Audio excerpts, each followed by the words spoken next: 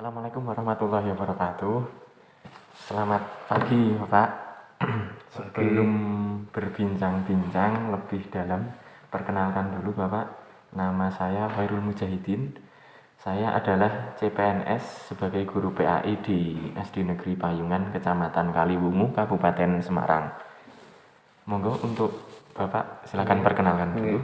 Nama saya Pandu Srihartana, yaitu sebagai kepala SDN Payungan.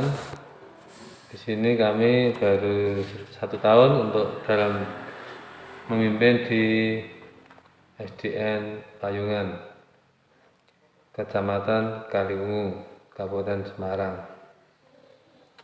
Nggih, Bapak. Berbicara mengenai guru PNS ya Bapak, di sini ada berapakah guru PNS yang bekerja di SD Negeri Payungan sini Bapak? Di sini ada 7 PNS. Nggih.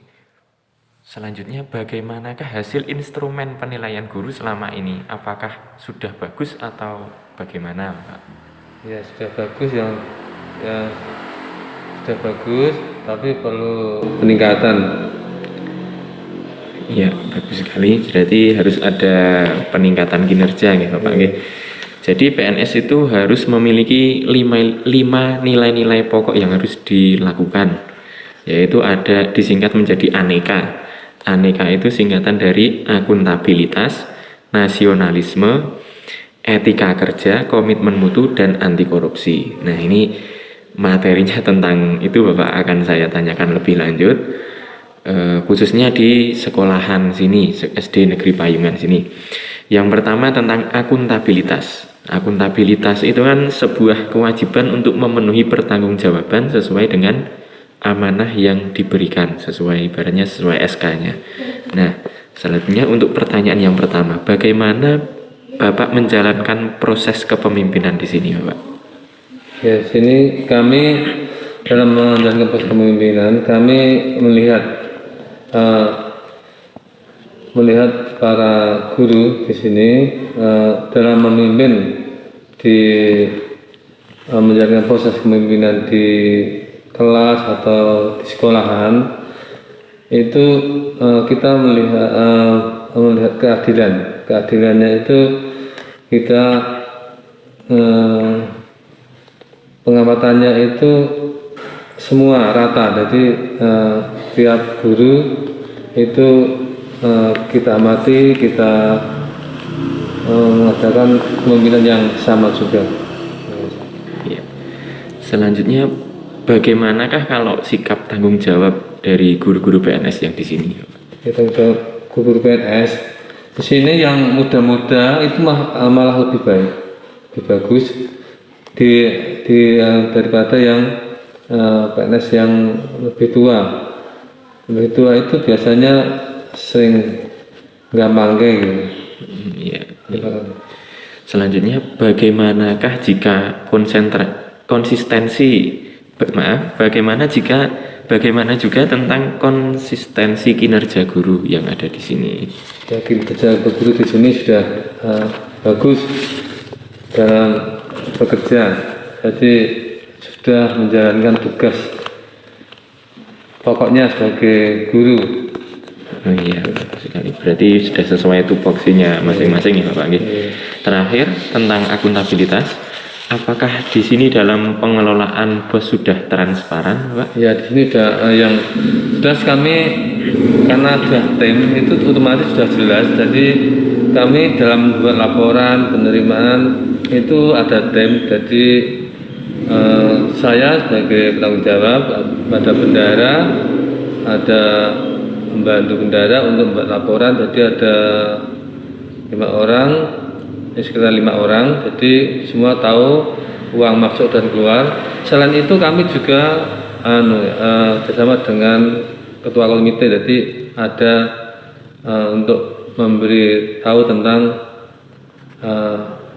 keuangan sekolah dari BOS. Berarti sudah sangat terbuka, sudah transparan, bahkan dari komite pun juga ikut dijawil ya Pak, biasanya bahasa Jawa nih. Ya, selanjutnya tentang nasionalisme Bapak. Nasionalisme itu kan sikap cinta kepada tanah air, ras, bahasa, atau sejarah budaya bersama. Nah, mengingat yang pertama ini, ideologi bangsa Indonesia adalah Pancasila. Nah, mengenai Pancasila, apakah di sini guru yang berstatus PNS sudah menerapkan semua sila dalam penerapan dalam dunia kerja di sekolah? Misal dalam sila pertama tentang ketuhanan dan seterusnya, Pak. Ya, di sini para guru di SDN Payungan sudah menjalankan ideologi Pancasila, yaitu ketuhanan yang Maha Esa. Yang nyata para guru itu mempunyai semua mempunyai agama, ya, selalu menjalankan agamanya, tidak hanya di KTP. Yang jelas yang Muslim menjalankan kewajibannya menjalankan sholat 5 waktu, dan yang Kristen itu rutin ke gereja atau berdoa tiap hari. Itu yang sila pertama. Yang lainnya untuk kemasyarakatan, untuk kerjasama, kerukunan, saling toleransi, itu sudah kami lihat sudah baik semua. Nyatanya di sekolahan SDN Payungan itu sangat kompak dalam bekerja, jadi tidak melihat latar belakang apapun, juga kerjasama. Itu kan juga bukan dari penerapan Pancasila. Jadi penerapannya di kehidupan di sekolah itu semua sudah baik. Ya, bagus, terima kasih, Pak. Terus selanjutnya, melihat lokasi di sini di Desa Payungan ini, mayoritas kepercayaan di sini kan dikatakan bisa berimbang antara Muslim dan yang Kristen atau Katolik. Lantas apakah guru PNS di sini tetap menjaga kondisi damai itu, Pak? Ya, di sini para guru di SDN Payungan itu saling menghormati atau toleransinya sudah bagus, karena kami menghargai kepercayaan agama yang lain. Itu sudah ditanamkan dari dulu, jadi saling menghormati, menghargai, itu yang jelas toleransi. Karena setiap hari raya, yang Muslim, yang Katolik, yang Kristen atau Katolik itu mengucapkan hari rayanya. Kemudian untuk waktu agama Kristen merayakan agama besar peringatan, juga yang Muslim mengucapkan selamat pada yang Kristen. Itu saling menghargai dan menghormati atau toleransi itu dijaga sangat kuat, supaya di sekolah itu ada kondisi yang damai atau tidak ada perpecahan. Terima kasih. Selanjutnya tentang etika publik, Pak. Sebelumnya tadi kan nasionalisme, berarti di sini sudah menerapkan tentang poin-poin minimal ya Pancasila itu tadi. Selanjutnya untuk etika publik itu kan pencerminan tentang norma yang menentukan benar atau salah, baik atau buruk perilaku, tindakan dan keputusan dalam merumuskan kebijakan publik dengan tujuan menjalankan tanggung jawab sebagai pelayan publik. Nah, apakah guru PNS di sini menjalankan tugas secara profesional dan netral, Bapak? Dari pengamatan saya itu guru SDN Payungan itu sudah bekerja dengan profesional dan netral. Di sini guru-guru di sini selalu memegang kenetralan, tidak memihak yang A atau yang B, dan selalu menjalankan itu apa yang dipandang dari masyarakat itu yang tidak baik atau yang buruk, itu kita bisa memilah-milahkan dan kami menjalankan dengan baik. Iya, berarti sudah sangat, masnya sudah bertanggung jawab dengan apa sebagai tupoksinya atau kinerjanya itu nggih Bapak nggih. Nggih.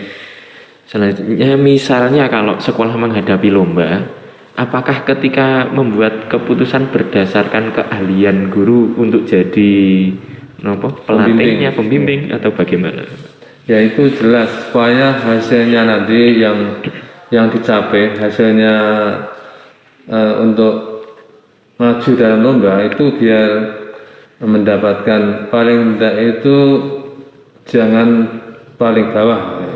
Tapi selama ini kita melihat dari keahlian para guru dalam lomba itu nyatanya rata-rata kita di Mayungan itu banyak menerima 3 besar paling tidak, 1 atau 2 sering. Jadi tiap lomba itu pasti ya mendapatkan peringkat. Kemarin waktu MAPSI itu tahun kemarin MAPSI dapat 7 piala. Jadi dipukul semua, diambil payungan semua. Jadi itu mengagetkan kami juga. Kemudian kemarin ke S2N juga dari 5 cabang kita bisa mengambil 3 cabang. Yang 2 peringkat pertama, yang satunya lagi peringkat 2. Itu kami dari pengalaman itu kami bisa memberi semangat pada kami. Jadi untuk mengambil lomba itu sudah berdasarkan keahlian. Terima kasih. Berarti di sini kalau bisa saya simpulkan itu jadi favorit juara lomba ya Pak. Bisa. Nah, terus tentang etika publik Pak. Di sekolah ini bagaimana memberikan pelayanan kepada publik, misalnya pelayanan kepada murid pada saat pembelajaran di kelas ataupun kepada wali murid atau masyarakat yang di sekitarnya, apakah itu sudah jujur, tanggap, cepat, tepat, akurat, berdaya guna, berhasil dan santun Pak? Oh iya, gini untuk anak-anak kita menanamkan kejujuran. Karena kejujuran itu sebagai bisa sebagai dasar, jadi untuk kemajuan atau kedamaian atau ketentraman di lingkungan sekolah ini. Jadi dengan jujur itu bisa memberi semangat kepada semua untuk bekerja. Jadi tanggap, cepat, dan ini kepada publik itu sudah kami tanamkan dari siswa. Untuk masyarakat itu kita jujur dalam laporan keuangan itu di setiap di papan pengumuman itu ada laporan itu keuangan sekolah. Jadi kami itu dalam kejujuran juga untuk santun kita juga harus menanamkan kesantun pada anak, pada lingkungan sekolah, juga pada semua keluarga di SDN Payungan. Jadi semuanya untuk lebih kita harus jujur juga untuk setiap laporan itu kita juga harus tepat untuk membuat kecamatan atau korwil itu seringkali harus tepat itu harus ya. Terima kasih. Iya Bapak, berarti tentang jujur dan santun itu yang diterapkan kepada anak, guru menyontohkan sebagai rule of model atau sebagai contoh perilaku sehari-harinya gitu nggih Bapak nggih. Terima kasih, itu untuk etika publik ya Pak. Selanjutnya untuk komitmen mutu. Komitmen mutu merupakan pemahaman konsep mengenai efektivitas, efisiensi, inovasi, dan mutu penyelenggaraan pemerintah.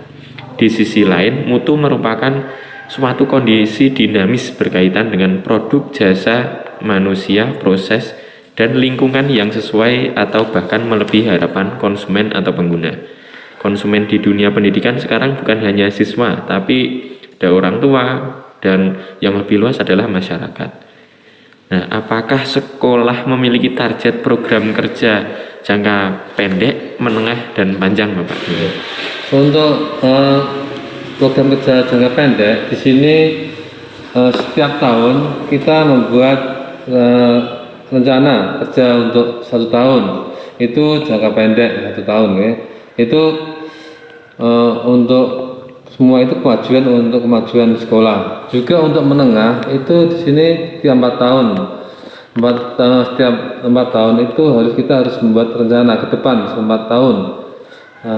Juga untuk jangka panjang kami 4 tahun atau kita jadi menyambung tiap tahun sampai ke 25 tahun ya.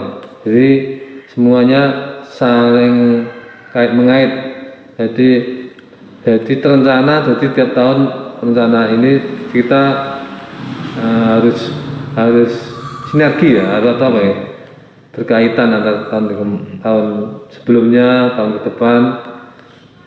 Kalau tahun ini belum berhasil, kita harus kita mungkin yang kurang ya, bukan tidak berhasil tapi kurang, ada yang kurang, harus kita tingkatkan tahun yang berikutnya. Terima kasih.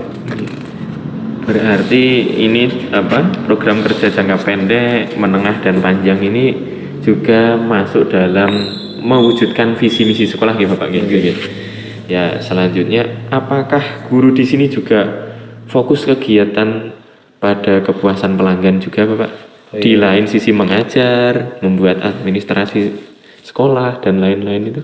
Ya, di sini kita saling hubungan dengan anak ya. Jadi anak itu bisa puas di sini untuk menerima pendidikan atau pembimbingan dari guru, juga kepuasan pada orang tuanya. Jadi kalau anak di sekolah di sini itu merasa puas, jadi hasilnya, outputnya nanti bisa memuaskan pelanggannya, itu orang tua, dengan melihat keberhasilannya dalam mendidik anak. Tadi di depan sudah disebutkan Dempayan itu sering mendapatkan kejuaraan. Jadi itu para wali murid itu sangat puas dengan kinerja kami. Ya, bagus sekali. Selanjutnya bagaimana pengawasan? Bapak ini kan juga sebagai kepala sekolah sekaligus pengawas dari sekolah ini sini nggih Pak nggih. Khususnya yang 1 SD Negeri Payungan saja di sini. Nah, bagaimana pengawasan yang efektif dari Bapak untuk mengawal jalannya program kerja dari guru-guru yang PNS itu, Pak? Nah, ini untuk pengawasan itu yang efektif memang kami sudah perencanaan pengawasan ya, tapi untuk efektif itu kita sudah berusaha terus-menerus, tapi hasilnya pasti ada kendala, ada hambatan. Untuk kami punya 7 PNS, jadi kami kalau kerja sendiri, jadi kita bekerja untuk pengawasan itu kami sudah berusaha maksimal ya, untuk jadi pengawasan di sini kita dalam perencanaannya itu kita melihat laporan-laporan dari administrasi dari para guru yang pertama lebih efektif ya. Jadi kemudian kita bisa pengawasan ke kelas. Terima kasih. Bapak, terima kasih. Dan yang terakhir ini Bapak, untuk komitmen mutu, bagaimana cara Bapak memotivasi guru-guru di sini untuk tetap bekerja penuh semangat? Yang tadi kinerja gurunya sudah baik, akan ditingkatkan menjadi lebih baik lagi dan bekerja secara efektif dan efisien, Bapak. Ya kita harus memberi kemudian memberi motivasi, yaitu dengan memberi apa nanti kalau kita bekerja yang optimal atau yang bagus, nanti kita mendapatkan suatu kenaikan atau untuk apa dibutuhkan itu setelah timbal balik. Jadi kalau kita bekerja sungguh-sungguh itu kita akan mendapatkan suatu imbalan yang secara agama jadi itu menjadi apa ya namanya berkah ya. Jadi untuk kehidupan kita itu berkahi sarjana ya. Seperti itu. Terima kasih. Berarti komitmen mutu yang ada di sini sudah cukup bagus dan terencana. Begitu pula untuk memotivasi guru-guru pun juga Bapak sudah ada solusi begitu ya Pak. Terus selanjutnya untuk anti korupsi itu penyelewengan atau penggelapan uang negara atau perusahaan sebagai tempat seseorang bekerja untuk keuntungan pribadi atau segolongan atau orang lain. Nah, apakah guru di sini sudah disiplin dalam bekerja, Bapak? Ya, untuk disiplin di sini para guru sudah baik, sebagian besar baik-baik ya. Tapi ada seringkali kalau waktu itu seringkali satu atau itu kan ada kendala waktu, ada apa, karena kemasyarakatan sering mengganggu untuk disiplin. Jadi sehingga seringkali dalam keluarga kalau ada yang sakit itu harus menunggui atau itu menjalankan disiplin itu yang menjalankan disiplin bekerja ya, itu sering mengganggu. Tapi dengan komitmen guru tadi yang semangat tadi, kemudian dia walaupun mungkin ada keperluan dia, tapi dia dengan tanggung disiplin dia memberi tugas atau jadi memberi tugas pada apa yang harus dikerjakan guru itu sudah disampaikan. Jadi walaupun harus meninggalkan tapi kerjaannya sudah dilaksanakan. Itu kalau ada waktu-waktu tertentu, tidak tiap hari, itu yang secara global disiplin di sini sudah bagus. Tapi itu tadi yang mengganggu sering ya, kemasyarakatan atau keluarga yang ada dengan keluarga. Iya. Terima kasih. Karena kita di sini juga apa ya Pak? Hidupnya juga apa?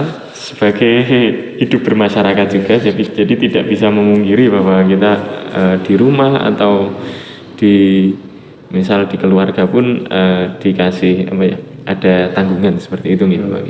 Selanjutnya untuk guru di sini apakah sudah bekerja keras dalam bekerjanya itu Bapak? Iya. Dari pengetahuan saya para guru ini sudah bekerja keras dengan tugasnya ya. Jadi kalau diberi tugas suatu, walaupun dia itu kalau tidak selesai harus lembur, kan dia harus lembur, memang lembur. Kalau waktu bekerja membuat laporan atau pekerjaannya, kalau harus ada menambahi pada les atau tambahan pelajaran atau membimbing siswa, itu harus lembur, dia lembur, harus kalau waktu minggu juga harus berangkat Jadi bekerja keras untuk mencapai tujuan. Jadi memang itu yang harus dilaksanakan. Nih selanjutnya kalau di sini kan saya lihat-lihat ya Pak itu kan ada beberapa guru yang sudah mendekati masa purna. Nah di sini apakah sudah guru itu masih tetap mandiri atau bekerja dengan meminta bantuan kepada teman rekan kerja yang lain atau bagaimana? Ya untuk yang sudah tua memang untuk di sini sudah bekerja keras, tapi untuk IT kan belum bisa. Jadi seringkali kalau berhubungan dengan IT itu dia minta tolong pada para guru yang sudah ahli dalam IT itu. Apalagi sekarang rapot itu harus sudah IT nih gitu Pak nggih. Itu harus. Nggih. Selanjutnya ini terakhir tentang anti korupsi. Apakah guru di sini sudah adil dalam bekerja? Misal memberikan penilaian kepada siswa itu tidak berdasarkan apa nggih? Family atau kedekatan. Nggih, ngoten niku Pak. Di sini dari pengamatan kami, saya ya, itu dalam penilaian itu sudah sangat adil. Jadi kalau dia itu dalam pembelajaran itu kurang, itu juga kurang. Kalau yang dapat nilai yang bagus, yang sudah berhasil dalam pembelajaran itu sudah sesuai apa yang ditulis di rapor. Berarti nilai itu nilai otentik dari siswa asli nggih Pak nggih, murni nggih. Nah, selanjutnya ini untuk hambatan. Ya, mengingat pada saat ini kan sedang ada virus corona 19, COVID-19 itu, apakah itu juga menjadi hambatan atau kendala Bapak di sini atau bagaimana Bapak? Ya ini dalam menghadapi corona ini untuk kemajuan sekolah memang sangat mengganggu, sangat menjadi hambatan dari kami karena kami tidak seringkali waktu tatap muka aja dibatasi cuma 2 jam. Itu kalau boleh tatap muka. Sekarang seringkali tidak diperbolehkan tatap muka. Jadi kami ini sangat terhambat dengan COVID ini. Juga untuk pengeluaran itu, untuk pengeluaran bos atau keuangan sekolah itu banyak yang untuk